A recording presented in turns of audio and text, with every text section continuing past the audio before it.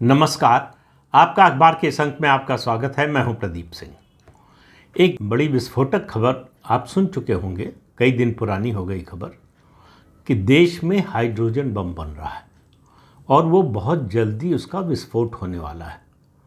तो पूरे देश को इस समय सतर्क रहना चाहिए, डर कर रहना चाहिए। घर से बाहर मत निकलिए, पता नहीं घर में रहकर भी बच पाएंगे कि नहीं।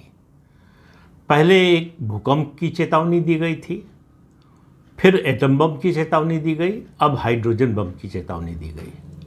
तो मैं सोच रहा था कि आखिर ये हाइड्रोजन बम बन कहाँ रहा है, क्योंकि हमारे परमाणु वैज्ञानिक तो बना नहीं रहे, हमारी सरकार का कोई विभाग इसका निर्माण नहीं कर रहा है। दुनिया में अभी तक कहीं हाइड्रोजन बम का विस्फोट नहीं हुआ है, ये पहली बार होगा। तो खबर आपको पता होगी, लेकिन मैं एक दूसरी खबर आपको दे रहा हूँ, उसके बारे में आपको आधा पता होगा। हाइड्रोजन बम की लैब कहाँ है ये पता चल गया है, और ये सुनकर आपको आश्चर्य होगा। आपने आधी खबर सुनी होगी, वो उसकी बात भी करता हूँ। पहले बता दूं कि इसके बारे में बात कर रहा हूँ। याद है आपको, एक समय राहुल गांधी जी ने कहा था कि अगर मैंने संसद में बोल दिया, अगर मुझे संसद में बोलने का मौका मिल गया तो भूकंप आ जाएगा उस दिन। तब से पता नहीं कितनी बार बोल चुके। भूकंप तो आए, कई आए भूकंप, लेकिन उनके बोलने की वजह से तो एक भी भूकंप नहीं आया। विपक्षी दल यानी सत्तारूढ़ दल तो छोड़िए, उनकी अपनी पार्टी में भी जो है कोई भूकंप नहीं आया, बल्कि उनकी पार्टी में कोई कंपन भी नहीं हो रहा है। भूकंप तो छोड़िए, कंपन भी नहीं हो रहा है। फिर उन्होंने कहा कि मैं एटम बम फोड़ूंगा। कर्नाटक के एक विधानसभा में वोटर लिस्ट को लेकर उन्होंने एक प्रेस कॉन्फ्रेंस की, कर्नाटक में, बेंगलोर में, और उसमें बताया कि कैसे वोट की चोरी हुई है। इलेक्शन कमीशन ने उसका जवाब दिया पॉइंट बाय पॉइंट कि सब झूठ है। लेकिन राहुल गांधी कहाँ मानने वाले। तो उनका एटम बम जो है वो दिवाली के जो सिले हुए पटाखे होते हैं उतना भी असर नहीं कर पाया। तो वो वोट अधिकार यात्रा पर बिहार में निकल गए, लंबी यात्रा की, और उसमें उनको कोई समर्थन मिला हो ये कम से कम जो वीडियो सामने आए, मैं तो गया नहीं था, जो वीडियो सामने आए उससे स्पष्ट दिखाई देता है कि कोई जन समर्थन नहीं था। बिहार विधानसभा के चुनाव में ये वोट चोरी का मुद्दा नहीं बना है। और जो मुद्दे थे विपक्ष के हाथ में थे, सबसे बड़ा मुद्दा किसी भी विपक्षी दल के हाथ में होता है सत्तारूढ़ दल के खिलाफ जो माहौल हो, यानी एंटी इनकम्बेंसी।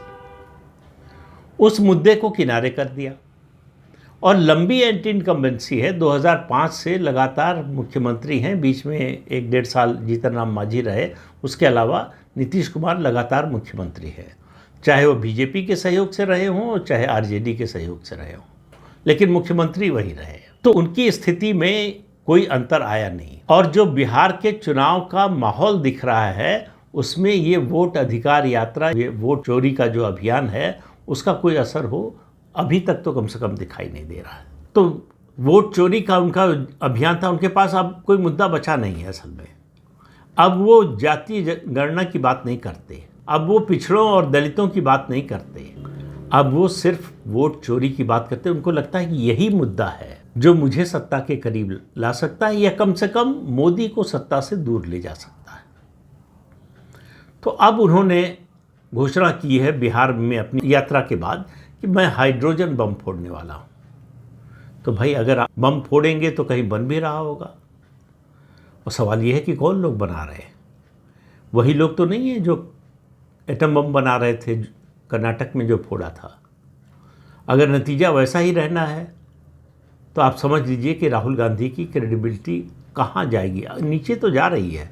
अरे भाई, नीचे जाने की भी एक सीमा होती है, कितना नीचे जाएगी।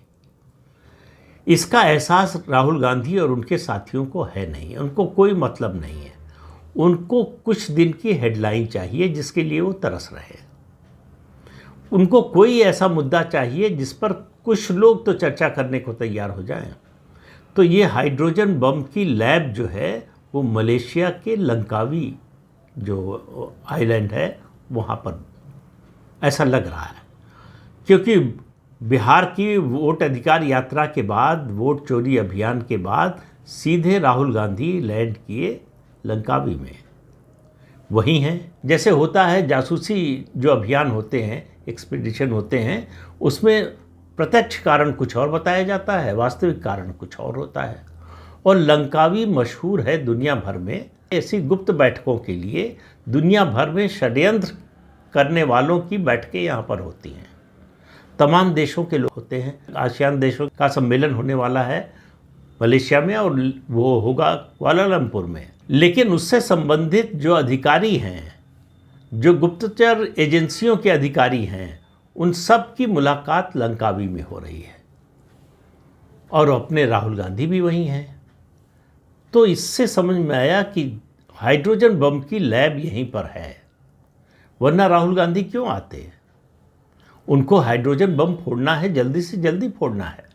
तो वो शायद वो निरीक्षण करने गए होंगे कि बम की प्रगति क्या है, कितनी जल्दी तैयार हो जाएगा, क्योंकि उनको बहुत जल्दी है, जल्दी से जल्दी फोड़ना है। और उनका भूकंप का जो दावा था और एटम बम का जो दावा था वो फुस हो चुका है, तो अब हाइड्रोजन बम का नहीं होना चाहिए। तो उनको लग रहा होगा कि इसकी तैयारी की मैं खुद इसका निरीक्षण करूँगा, और जब पूरी तरह से मुतमईन हो जाऊँगा, मुझे विश्वास हो जाएगा कि अब बम तैयार है और इसको फोड़ने का बड़ा नतीजा सामने आएगा, तभी मैं लंकावी छोड़कर आऊँगा।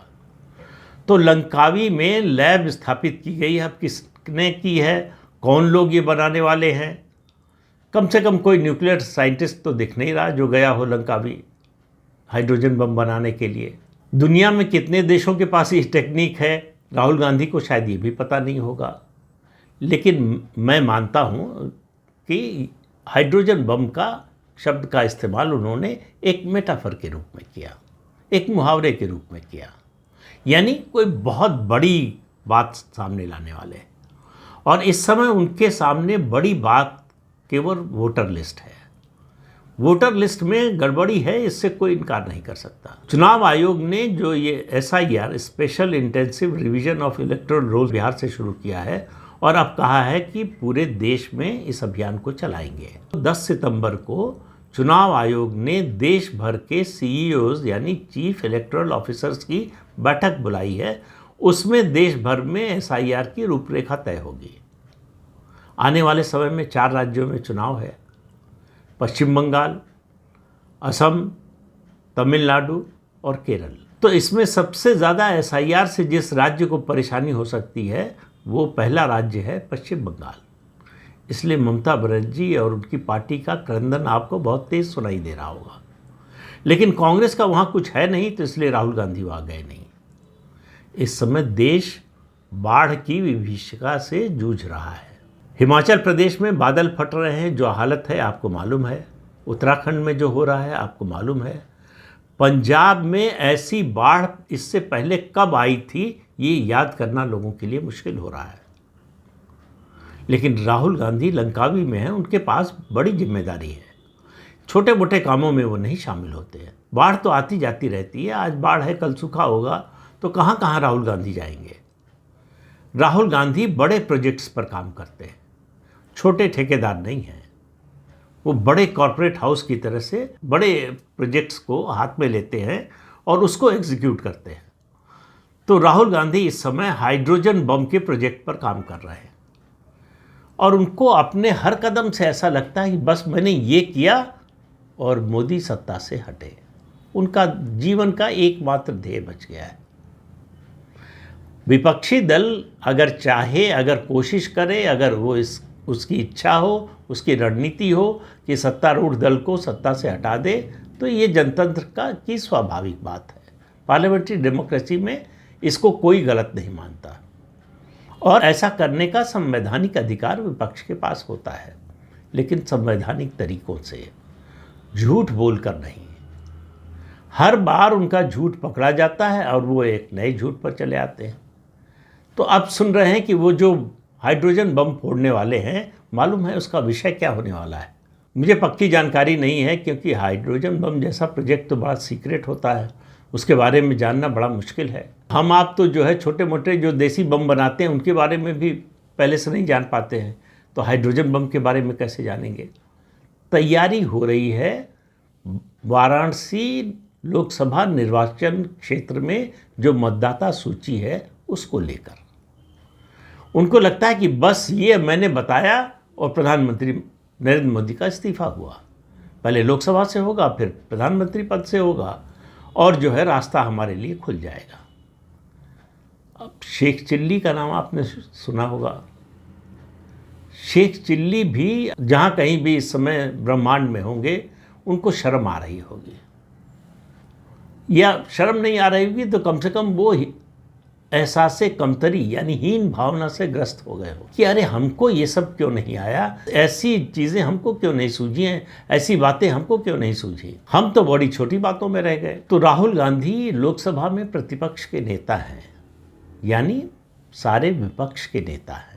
जो भी राजनीति में है, संसदीय राजनीति में है, चुनावी राजनीति में है, उससे एक तरह की गंभीरता की अपेक्षा रहती है कि वो जो बात कहेगा वो जिम्मेदारी के साथ कहेगा, तथ्य और प्रमाण के साथ कहेगा।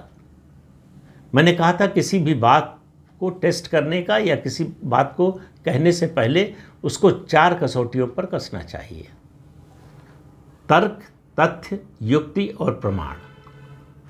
और राहुल गांधी का कोई भी आरोप, कोई भी बात आप उठाकर देखिए, इन 4 कसौटियों पर फेल आपको मिलेगा, असफल मिलेगा। उनको न तर्क से मतलब होता है, न तथ्य से मतलब होता है, न युक्ति से मतलब होता है, न प्रमाण से मतलब होता है। उनको सिर्फ लगता है, जो उन्होंने देखिए मुंह से कई बार मन की बात निकल जाती है। मुख्य चुनाव आयुक्त ने कहा कि एफिडेविट देकर यही शिकायत हमको दे दीजिए। तो उन्होंने कहा मैं क्यों एफिडेविट दूं, मैंने जो कह दिया वही एफिडेविट समझ लीजिए। तो जब ये अहंकार का स्तर हो, जब ये सोच का स्तर हो, तो आप समझिए कि उन्होंने कह दिया कि हाइड्रोजन बम फोड़ने वाले हैं, तो आप मान लीजिए कि हाइड्रोजन बम बन रहा है और वो फूटेगा। और उन्होंने एटम बम आखिर फोड़ ही दिया, वो बात अलग है। उसके बाद से कर्नाटक में कांग्रेस की सरकार पर खतरा ज़्यादा मंडरा रहा है, विपक्ष पर यानी सत्तारूढ़ दल भाजपा पर तो कोई असर पड़ा नहीं। कल यानी 9 तारीख को उपराष्ट्रपति का चुनाव है, तो ये उम्मीद करनी चाहिए कि राहुल गांधी चूँकि वोटर हैं, इलेक्टोरल कॉलेज के सदस्य हैं, तो वोट देने के लिए आएंगे। अब आएंगे कि नहीं ये कांग्रेस पार्टी के नेताओं को भी पता नहीं है, या कम से कम सार्वजनिक रूप से इसके बारे में किसी ने कोई बयान नहीं दिया है, कोई हिम्मत भी नहीं कर सकता है। तो राहुल गांधी 9 तारीख को उपराष्ट्रपति के चुनाव में मौजूद रहेंगे, ऐसी अपेक्षा करनी चाहिए। लेकिन सवाल यह है कि वो हाइड्रोजन बम की तैयारी कहाँ तक पहुँची है, क्योंकि राहुल गांधी को वो बम फोड़ना है। तो अब इतना तो तय लग रहा है कि वो ये बम जो है उपराष्ट्रपति के चुनाव के बाद फोड़ेंगे, क्योंकि कल वोटिंग होगी सुबह 9 से 5 तक, और उसके बाद 6 बजे नतीजा भी आ जाएगा, क्योंकि इसमें इलेक्टोरल कॉलेज में केवल लोकसभा और राज्यसभा के सदस्य होते हैं, तो गिनती में कोई ज़्यादा समय लगता नहीं। लेकिन कैसे कैसे उम्मीदवार खड़े किए हैं या करते हैं कांग्रेस और विपक्षी दलों के लोग। बी सुदर्शन रेड्डी पूर्व न्यायाधीश हैं सुप्रीम कोर्ट के। उनके आचरण से आपको पता चलेगा कि किस तरह के लोग हमारी न्याय प्रणाली में उच्चतम स्तर तक पहुंच रहे हैं। उनके फैसले के बारे में काफ़ी चर्चा हो चुकी है। सलवा जुडूम पर जो फैसला दिया उन्होंने, वो अर्बन नक्सल्स के सिंपैथाइज़र है, और अभी अभी पता चला कि उनके सिंपैथाइजर्स की संख्या जुडिशरी में काफ़ी है। पता नहीं 55, 60, 45 कितनी संख्या थी, मुझे याद नहीं। इतने पूर्व न्यायाधीशों ने उनके समर्थन में बयान दिया। और तस्वीर आज जो दिखाई दी बिहार में, पता नहीं आज की है या कल की है, वो किससे मिल रहे हैं? चारा घोटाले में कन्विक्टेड, भ्रष्टाचार के सजा याफ्ता अपराधी लालू प्रसाद यादव के सामने हाथ जोड़कर खड़े हैं। ये तस्वीर दिखाती है कि हमारे पूर्व न्यायाधीशों की बात कर रहा हूं, उनकी तुलना में एक भ्रष्ट नेता का महत्व ज़्यादा है। लालू प्रसाद यादव उनके सामने हाथ जोड़कर नहीं गए, बी सुदर्शन रेड्डी हाथ जोड़कर खड़े। और याद रखिए, लालू प्रसाद यादव वोटर भी नहीं हैं, उपराष्ट्रपति चुनाव में वोट नहीं दे सकते। वो कभी इस तरह के चुनाव में नहीं दे सकते, क्योंकि वो न कभी सांसद बन सकते हैं, न विधायक बन सकते हैं, न चुनाव लड़ सकते हैं। इसके बावजूद वी सुदर्शन रेड्डी सार्वजनिक रूप से हाथ जोड़कर उनके सामने खड़े हैं, याचक मुद्रा में। जो पूर्व न्यायाधीश एक भ्रष्टाचारी सजा याफ्ता, अदालत ने ही सजा दी है, कोई बाहर की एजेंसी नहीं है, उसके सामने याचक की मुद्रा में हाथ जोड़कर खड़ा हो तो किन मूल्यों को लेकर चलता है, जीवन में किन मूल्यों को लेकर चला, किन मूल्यों को स्थापित करने की कोशिश की, इसका आप अंदाज़ा लगा सकते हैं। इस आपको पता चलेगा कि हमारी न्याय प्रणाली में, न्याय व्यवस्था में किस तरह की गिरावट आ चुकी है। आखिर सवाल है कि लालू प्रसाद यादव से न मिलते तो क्या नुकसान होता। लालू प्रसाद यादव तो वोटर भी नहीं है, और ऐसा नहीं है कि लालू प्रसाद यादव से न मिलते तो उनकी पार्टी आरजेडी उनको वोट न देती। क्योंकि संयुक्त विपक्ष के उम्मीदवार हैं तो वोट तो तब भी मिलता। लेकिन ये आपकी मानसिकता को बताता है कि आप पद के लालच में, जो आपको पता है नहीं मिलने वाला है, तब भी कहां तक गिरने के लिए तैयार है। तो अगर ये उम्मीद होती कि मिल सकता है तो उसके लिए क्या क्या करते, इसकी कल्पना कर लीजिए। लेकिन ये सब तो सेकेंडरी बातें हैं, असली मामला तो हाइड्रोजन बम का है। तो इंतज़ार कीजिए, राहुल गांधी मलेशिया के लंकावी द्वीप से हाइड्रोजन बम लेकर कभी भी भारत पहुंच सकते हैं। अब वो कब फोड़ेंगे, किस शहर में फोड़ेंगे और किस पर फोड़ेंगे, ये तो पता है। इसका इंतज़ार कीजिए, ये तो केवल राहुल गांधी ही बता सकते हैं। तो देश में, बल्कि दुनिया में, बल्कि ब्रह्मांड में पहली बार हाइड्रोजन बम के विस्फोट होने का इंतज़ार कीजिए। ये घटना ऐतिहासिक होगी। अगर हम आप तमाम लोग बच गए, इस हाइड्रोजन बम के विस्फोट के बाद भी जीवित रह गए, आगे की पीढ़ी को कहानी सुना पाएंगे। तो इंतज़ार कीजिए, जल्दी ये घड़ी आने वाली है। और ईश्वर से प्रार्थना कीजिए कि इस हाइड्रोजन बम के प्रकोप से बचे रहें। और ये भी ईश्वर से प्रार्थना कीजिए कि देश भी बचा रहे, क्योंकि हमसे, आपसे, किसी व्यक्ति से, किसी संगठन से, किसी पार्टी से, किसी सरकार से बड़ा है देश। उसका बचना जरूरी है। और हज़ारों साल से बचता आया है। तमाम आक्रमणकारी आए जिन्होंने पता नहीं कैसे कैसे बम फोड़े, कितने अत्याचार किए, सारी कोशिशें करके देख लिए, सैकड़ों साल कुछ नहीं बिगाड़ पाए इस देश का। इस देश को नष्ट नहीं कर पाए, इसकी सभ्यता और संस्कृति को खत्म नहीं कर पाए। लेकिन क्या हाइड्रोजन बम से ऐसा होने जा रहा है? मुझे तो नहीं मालूम, मैं कोई भविष्यवक्ता नहीं हूं, तो इसलिए इंतज़ार कीजिए, मैं भी इंतज़ार कर रहा हूं।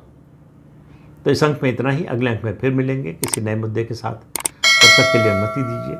आपसे अनुरोध है कि ये चैनल देखिए, शेयर कीजिए, लाइक कीजिए और सब्सक्राइब जरूर कीजिए। नमस्कार।